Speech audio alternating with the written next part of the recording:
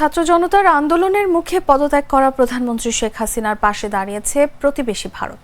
গত ৫ আগস্ট বাংলাদেশ ছেড়ে তিনি ভারতে আশ্রয় নেন। এরপর থেকেই সেখানেই রয়েছেন আওয়ামী লীগ নেত্রী। বিপ্লবোত্তর বাংলাদেশের সঙ্গে সম্পর্ক অবনতির ঝুঁকি নিয়েও শেখ হাসিনাকে কেন আশ্রয় দিয়েছে ভারত তার কারণ ব্যাখ্যা করেছেন প্রভাবশালী কংগ্রেস নেতা শশী থারুর। তার মতে, ভারত সরকার যদি শেখ হাসিনার পাশে না দাঁড়াতো তাহলে আর কেউই দেশটির বন্ধু হতে চাইত না। ভারতীয় সংবাদ মাধ্যম এনডিটিভিকে দেওয়া সাক্ষাৎকারে শশী থারুর বলেন, আমরা যদি তাকে সাহায্য না করতাম তাহলে সেটি হয়তো ভারতের জন্য অপমানজনক।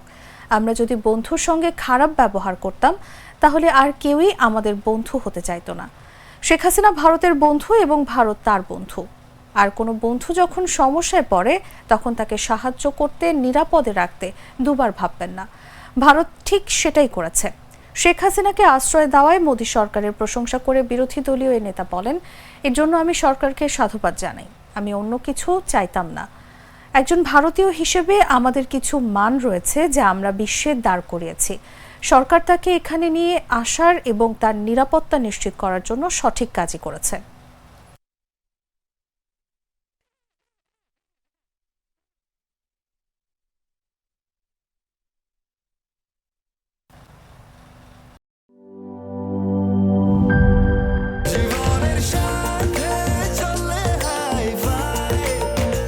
স্বাস্থ্যকর অল টাইম ফ্যামিলি কেক, সব সময় অল টাইম হেলদি লাইফ।